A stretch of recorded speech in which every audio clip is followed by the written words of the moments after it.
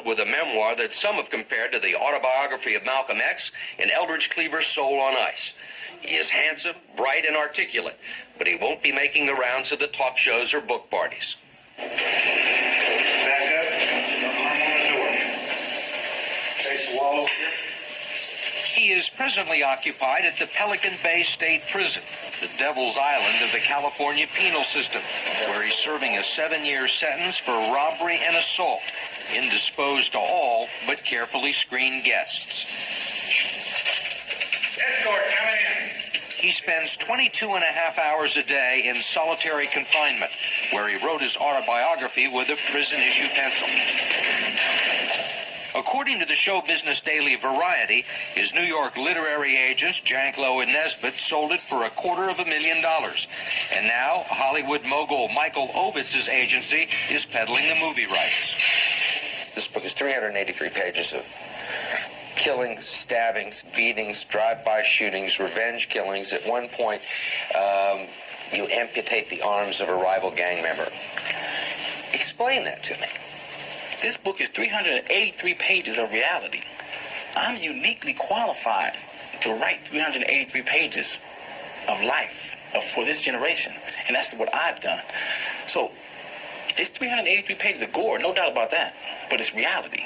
It happens every day. In Monster's case, it was everything from carjacking to robbery to murder, with names, dates, and places altered slightly in the book to protect the guilty. The Los Angeles Times called him a walking, stalking, incarcerated end product of America's assault on the black psyche. The New York Times praised the book as a raw and frightening portrait of gang life. Where I lived, we grew and died in dog years. Actually, some dogs outlived us. Where I lived, stepping on someone's shoe was a capital offense, punishable by death. The underlying factor that usually got you killed was the principle. The principle is respect, a linchpin critical to relations between all people, but magnified by 30 in the ghettos and slums across America. Are you proud of these words? I'm proud of the words, yes. Not necessarily the deeds, but I'm proud of the words. What was your reaction when you saw the New York Times review?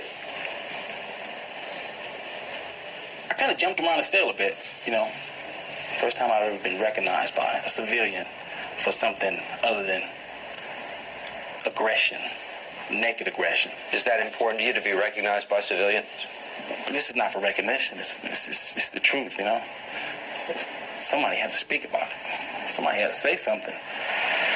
This was the center of Monster Codys' existence, one small, violent part of Los Angeles, the corner of Florence and Normandy, where last year's riots broke out.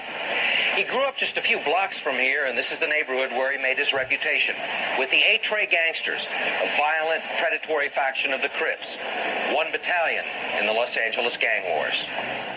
He joined the Crips at age 11 on the day he graduated from the 6th grade. That night, he says he was given a shotgun, and for his initiation, he pumped 8 rounds into the ranks of a rival gang. Why would an 11-year-old want to carry a gun and go out and kill people? It was necessary. It was either I got with the power or I was a victim. Either you get with it or you don't. It's pressure, peer pressure. It's normal. And this is normality. There's no measuring stick for normality where we live. And so whatever happens to be the trend at that particular time, which was shooting people, was the normal thing to do. It didn't matter that I was 11. You know, I could have been 9. I want to read you something that you wrote. My participation in the gangs came as second nature. To be in a gang in South Central when I joined, and it's still the case today, is the equivalent of growing up in Grosse Pointe, Michigan and going to college. Everyone does it. Everyone does it. And those who don't are considered weak, because now we have a measuring stick, and the measuring stick is to be to be a gunfighter, to be a fighter. You know, that's the measuring stick to manhood in our community now, as was the case then. What did you like about the people that were in the Crips in your neighborhood? The power they seemed to wield. They had this allure. They were free. See, you had 2 classes. You had the victims and you had the assailants. And the assailants always seemed to be my heroes because they seemed to come away victorious every time. It would become his career, his calling, as he wrote in the book, not some awkward stage of his life, but a job. At 15, he was arrested for assault. A year later, he was shot 6 times in an ambush. He survived to become a general with the title OG, Original Gangster, a full-fledged ghetto star. Do you have any idea how many people you've killed? No, I don't even know. I wonder how many people Oliver North killed. I don't know. Or Norman Schwarzkopf. He's a hero, isn't he? I don't know. But you remember doing it. Yeah, no doubt about it. I was engaged in a war, and the rules of engagement were kill or be killed, you know? You say it's a war. Who are the sides? Who's fighting who? Over what? It's a war actually for nothing other than the destruction of human beings. The end result is to create funerals. As many soldiers as you can drop on the other side is considered success. And with the dropping of bodies, the pushing out of people, you get a reputation, which is like the pinnacle, and you climb the ladder, just as in any other organization or corporation or army or anything you climb a ladder, and that becomes your goal.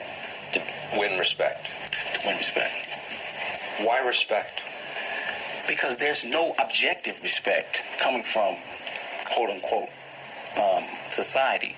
So when you don't feel respect, you create what is respect to you. The lines at that. He had a lot more going for him than most of his peers. He was raised by his mother, Bertie Scott, in a modest but comfortable section of South Central Los Angeles. Doesn't fit the stereotype. I mean, it's nice lawns, people take care of their houses. Looks like a working class neighborhood. Yes. No drive-by shootings. No, never. His biological father, according to Bertie, is Dick Bass, the former NFL running back for the Los Angeles Rams. His godfather was Ray Charles, a family friend. I'd like to think that had I not had to work 2 jobs, I could have spent a little more time and maybe he would not have become a monster. Did you try and stop it? Of course. I tried everything. Cub Scouts, I went. Child guardians, everything that I could reach out and try and get a hold of just to get some help, some kind of help.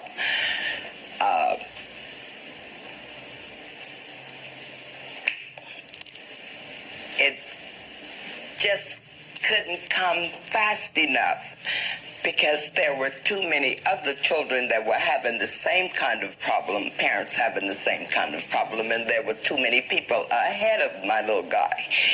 And as time was moving on, he was moving on. So there was just no help. I want to read you something from the book. I enjoyed being Monster Cody. I lived for the power surge of playing God, having the power of life and death in my hands.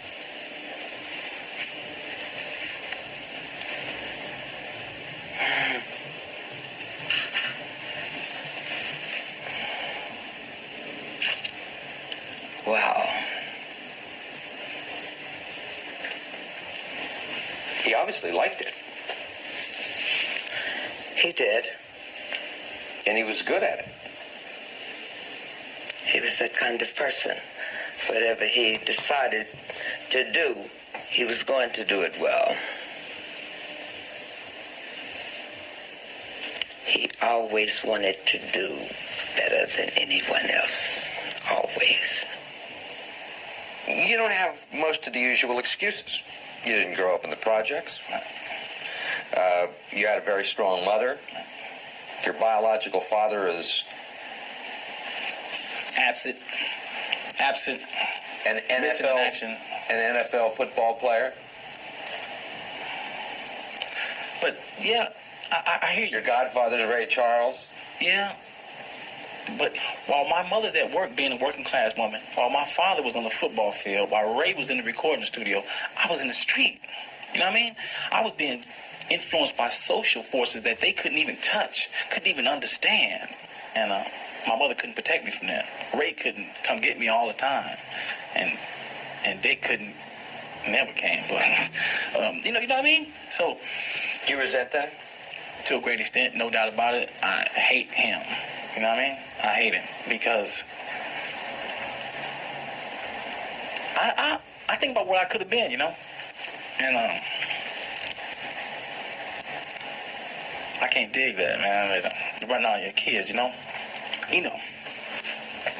Father thing, man. But that's just heavy to me now, you know? That's just heavy. Would it have made a difference, do you think? Yeah, because I wouldn't have to go to the street to find the street people, you know? To find,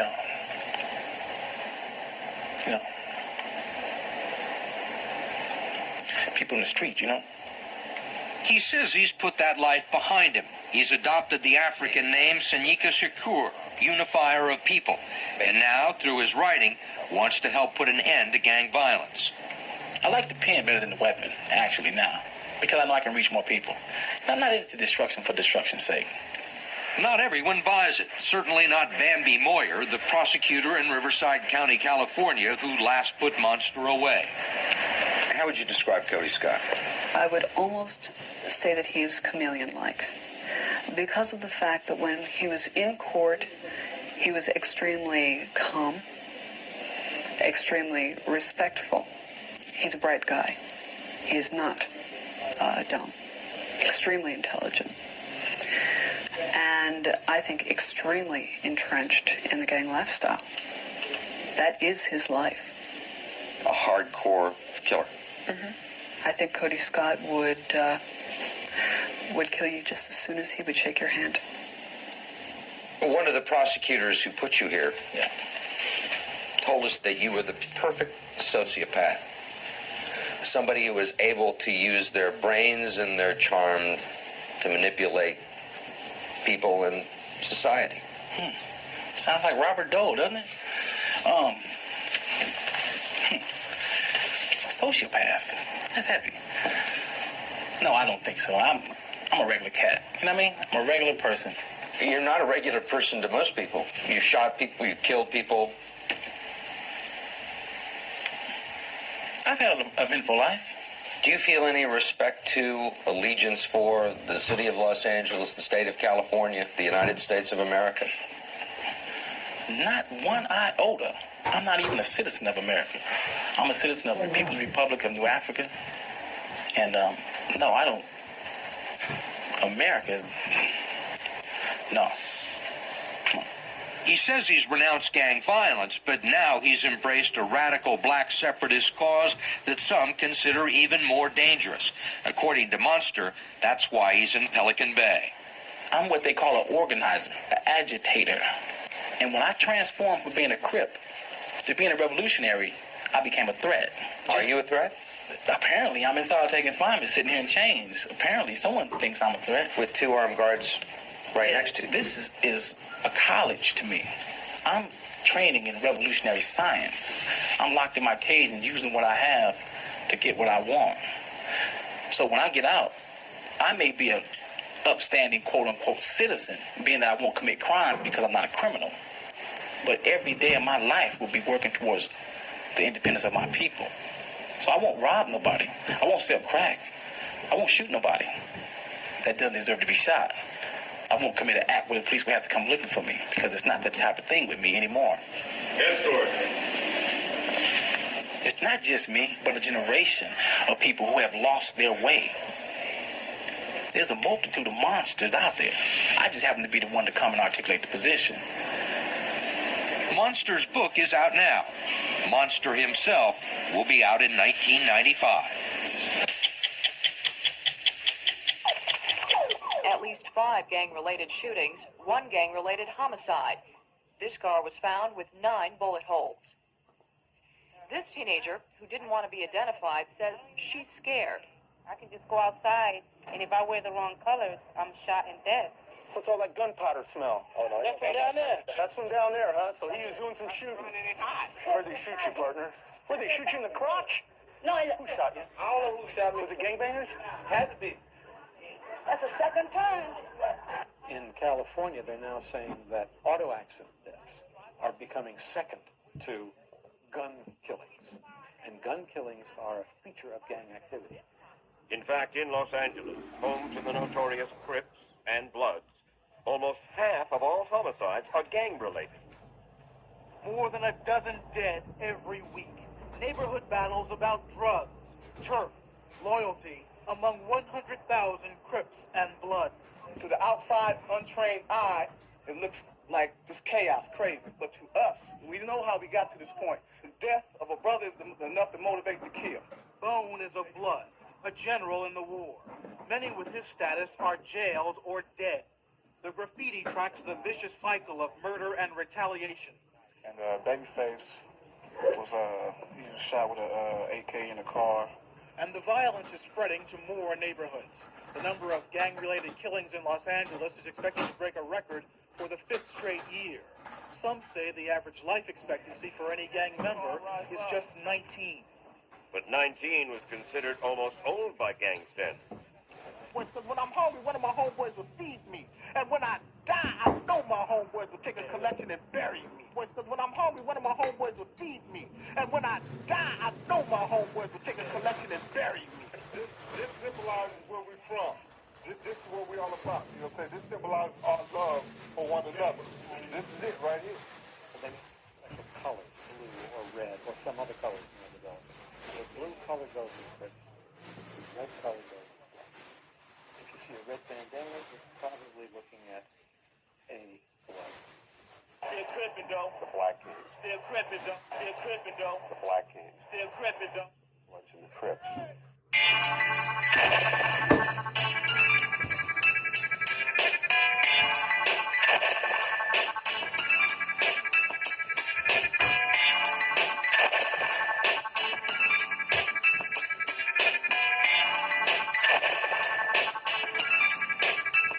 I'm looking up at the barrel of a 4-5.